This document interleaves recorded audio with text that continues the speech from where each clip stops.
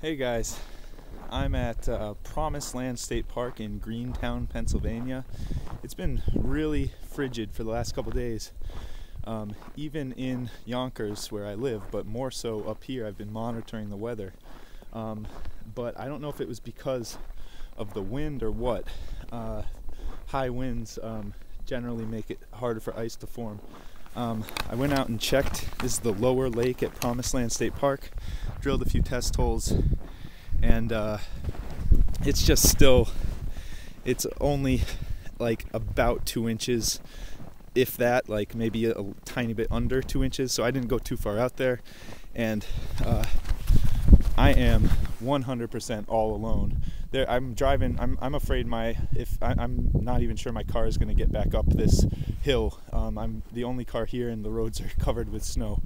So just, you know, I know you see people on YouTube going out on 2 inches of ice pretty frequently, but I am like very, very alone, and I don't even know if anyone's working at the park today. And this is a very secluded lake, so you know, I'm not trying to get myself killed, but it's 12 degrees, so it's like, you know, you would think, and it's been pretty cold for a while, you would think that the ice is good, but it's just not. I learned a little bit about how to guess, or how to have a good idea of what the thickness of the ice is. I'll tell you about that maybe in a little while, but this is not good. I'm close enough now to my parents' house that I'm actually considering checking the Lackawanna State Park, or even my parents' pond, which would probably be the best chance to do some ice fishing. But yeah, it's a Monday, but it's a holiday. It's my day off. Probably another day or two of this cold weather would be perfect, but then I have to go to work.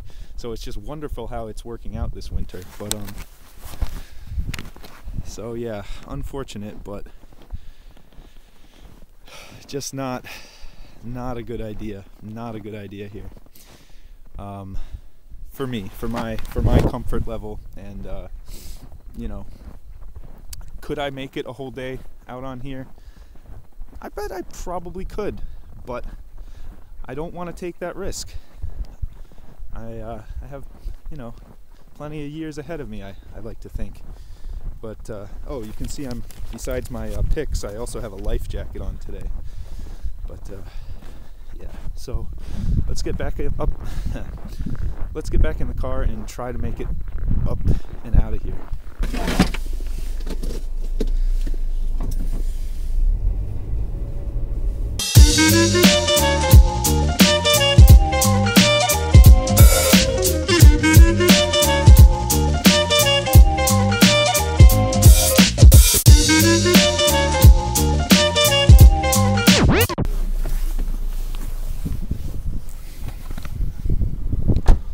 Well guys, I did it. I made the trek to Lackawanna State Park, and that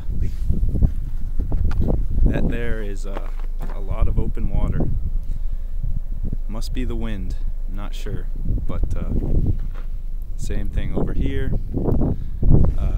Way down in the distance is where I did my day one of the state park the last time I was here in December. And over there, completely open water, is where I did my day two. Now there's a little inlet that way that there is actually ice that looks, you know, like respectable almost, but come on, look at this. It's not a good optic. So we might check out my parents' pond, and actually Pete at Pete's Bait Shop in South Abington Township, this very old man, but very knowledgeable man, told me like about 4 different places that there are people ice fishing right now, and he mentioned Prompton State Park, which you know, I feel so dumb because that was the original place I was going to try today, but then I went for Promised Land State Park instead.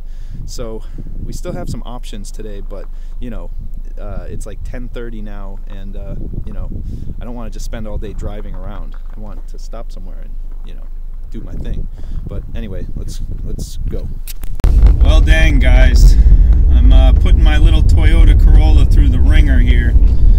I am headed to Prompton off of that tip that there might be people ice fishing there. did stop by and say hello to the parents for a second.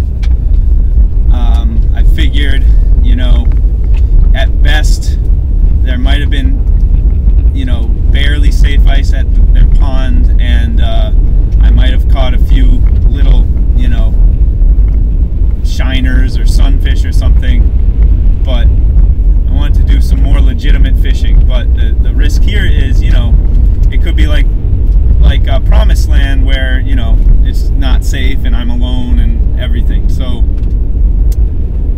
you know, we'll find out. I'm gonna get there in about 5 minutes. Keep your fingers crossed for me. Keep them crossed.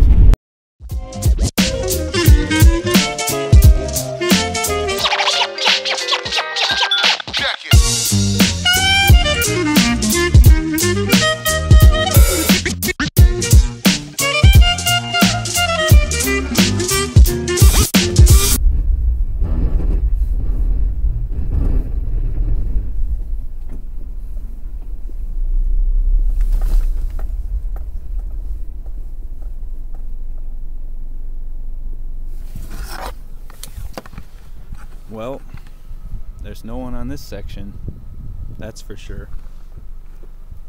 And I'm not so sure I can drive out of here, but let's just check the ice real close. Put the camera on the car.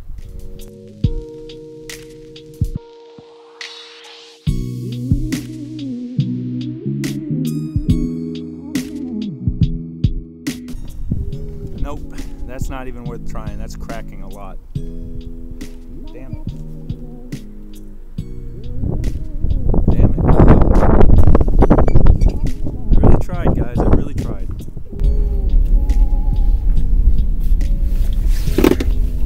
Okay, guys.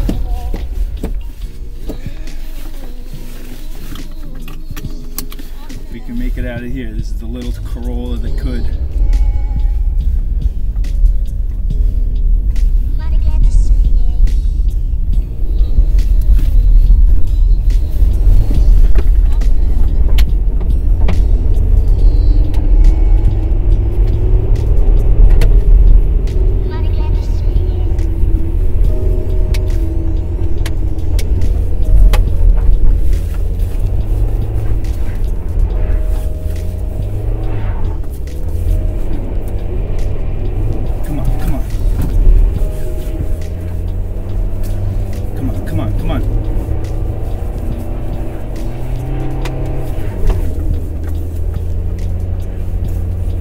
Guess I need some four-wheel drive.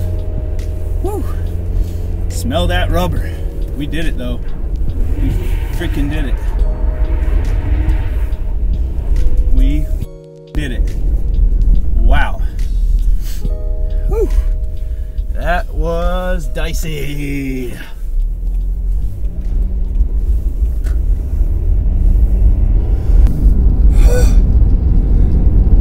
I thought I was gonna be stuck down there, folks. All right, well, I don't think we're ice fishing. All right, guys. So after this miserable experience of trying to find safe ice, I decided to come home and really research the conditions and possible way to predict the rate of ice growth. So up until this point, I really just kind of say general rule of thumb, if it's in like the low 20s for like 3 straight days, that it's time to start looking for ice. Of course, it's way more complicated than that, and what I'm about to get into, I want to just give the caveat that because there are so many conditionals, I really don't want anyone to take this as gospel. I don't want anyone to take this as hard and fast rules, but you can use it as a predictor, like for when to start going out and you know, seeing if you might have safe ice, testing for safe ice.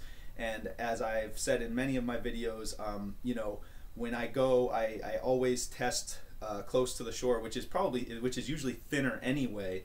And if it's a no-go, it's a no-go.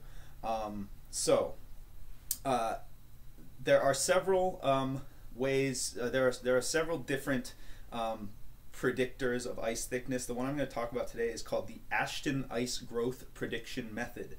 And I'm going to link to it so you can see. I'm sure there's things I'm going to miss. Again, this is just to give you kind of an idea of what's going on with ice and why we really haven't had much ice this winter. But so there is something called an FDD. That stands for a freezing degree day. And sorry, I have my computer here because I'm never going to remember all this. To find the FDD, first you find over a 24-hour period what the average temperature was by taking the highest temperature and the lowest temperature over that period. And then you subtract it from 32. 32, of course, being the freezing point of water. So for instance, if you have a day where the high is 20 Fahrenheit and the low is 0 Fahrenheit, then you have the average would be 10 Fahrenheit, and then you subtract it from 32 to get 22 FDDs. So now all of this assumes that you have a base layer of ice, and I've seen mention anywhere from 1 to 3 inches as a base layer. So that's going to confuse things already. So at 7 FDDs, lakes will typically freeze about 1/2 inch of ice over a 24-hour period. So the lower the FDD, the lower the rate of ice growth is over a 24-hour period. For instance, a 15 FDD day, ice tends to grow 1 inch per day. The article I'm going to link to actually just has a chart that makes it a little simpler. On the x-axis would be the days, and on the y-axis it's the thickness of the ice in inches, and then you see lines that represent your average temperature, your not the FDD but the average temperature. Now there are many factors that complicate this. First of all, if you're in a very deep lake, they take forever to freeze. So that's why, for instance, you usually don't see the Finger Lakes freezing, because those are very deep glacial lakes. So the best conditions for ice to freeze would be a clear day where there's no snow on the ice and there's no wind or very little wind. When you get wind, when you get snow on the ice, and when you get cloudy skies, that actually tends to insulate the water underneath the ice and prevent more ice from forming. So that brings us to the experience I had. It had been very, very windy leading up to last weekend. We had had some very warm days, so the water itself wasn't probably as cold as it needed to be. It stormed the Saturday prior, so there was snow on the ice. You see where this is leading, and it was a cloudy day. So I got, maybe 2 inches of safe ice at the first spot, no real good ice at the second spot, and ice that was cracking so much and just did not feel right that I didn't even put the auger to it, because I knew it was going to be 2 inches or less at the third spot. So looking at this chart again that I have linked to for you, if you had an average temperature of 20 Fahrenheit, which I guess would be 32 minus 20, that would be 12 FDDs, freezing degree days, you would get 4 inches, which is the universal safe ice. I know people go much lower than that, but that's I always try to keep it as safe as I can. You're going to get 4 inches of ice. It's going to take 4 days at an average of 20 degrees. And of course, keep in mind that that is when you already have a thin layer of base ice formed. So my initial, my kind of just the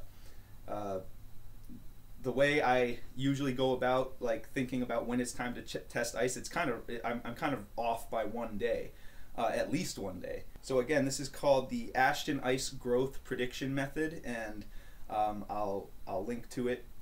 And again, I don't want anybody to hurt themselves, so of course you're going to use your best judgment out there, regardless of what this says, because there's just too many conditions out there you can't like that you might not keep into account.